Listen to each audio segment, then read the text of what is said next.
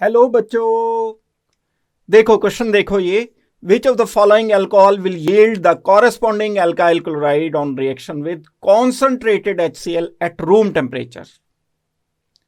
एक इसमें ध्यान देना है, अल्कोहल की बात की गई है।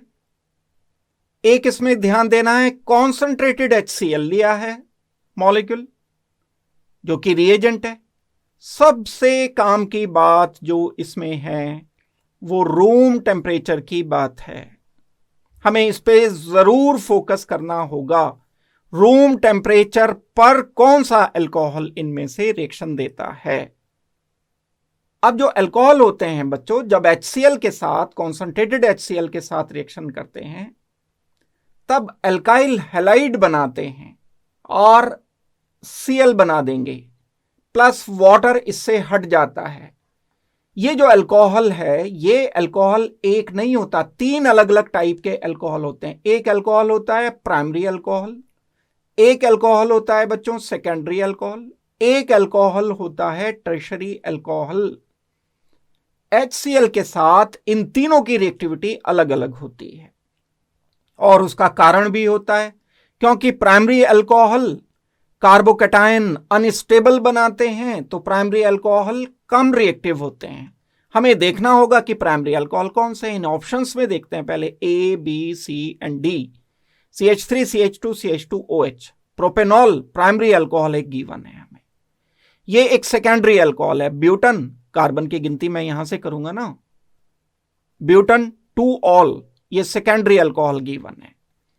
C पार्ट देखो, ये प्राइमरी अल्कोहल गिवन है। जिस कार्बन पर OH लगा है उस कार्बन पर 2 हाइड्रोजन लगे हों अगर और एक अल्काइल ग्रुप लगा हो तो ये प्राइमरी अल्कोहल होता है। डी पार्ट आप देखो, डी पार्ट में जिस कार्बन पर OH है उस कार्बन पर 3 अल्काइल ग्रुप हैं। एक अल्काइल ये इथाइल है, एक अल्काइल ये मिथाइल है, एक ये मिथाइल है। दैट मीन्स ये टर्शरी अल्कोहल है। जो टर्शरी अल्कोहल है बच्चों, ये कार्बोकैटायन बनाएगा सबसे ज्यादा स्टेबल। जब रिएक्शन करेगा ये HCl के साथ तो H पॉजिटिव HCl का प्रोटोनेशन देगा और प्रोटोनेशन दे करके एक कार्बन पॉजिटिव जनरेट होगा जो कि टर्शरी कार्बोकैटायन होगा। ये टर्शरी कार्बोकैटायन इंडक्टिव इफेक्ट के कारण एक CH3 डोनेटर ये डोनेट कर रहा है, ये डोनेट कर रहा है, कार्बन पॉजिटिव को स्टेबलाइज कर देते हैं। इंडक्टिव इफेक्ट के कारण टर्शरी कार्बोकैटायन हाईली स्टेबल होते हैं, तो ये स्टेबल कार्बोकैटायन बना, तो इससे OH हटना आसान तो रिएक्शन होना Cl नेगेटिव के साथ आसान हो जाएगा। दैट मीन्स टर्शरी अल्कोहल में प्रोडक्ट आसानी से बन जाएगा, यानी टर्शरी हैलाइड हम टर्शरी अल्कोहल से बड़ी आसानी से बना सकते हैं। लेकिन ये काम प्राइमरी अल्कोहल में, क्योंकि प्राइमरी कार्बोकैटायन एक बनेगा, ये प्राइमरी कार्बोकैटायन लेस स्टेबल होते हैं। लेस स्टेबल होने की वजह से ये मुश्किल से बनेंगे, डिफिकल्टी के साथ बनेंगे, तो अल्कोहल से हैलाइड, प्राइमरी हैलाइड का बनना डिफिकल्ट है। ये प्रोसेस डिफिकल्ट है। ये कुछ इजी है लेकिन फिर भी उतना आसानी से नहीं होता। टर्शरी अल्कोहल काफी आसानी से हैलाइड बना देते हैं। तो कंक्लूजन ये निकलता है जब हम प्रैक्टिकली इसको करते हैं बच्चों, तो ये रूम टेम्परेचर पर हो जाता है। टर्शरी अल्कोहल रूम टेम्परेचर पर रिएक्शन दे देता है।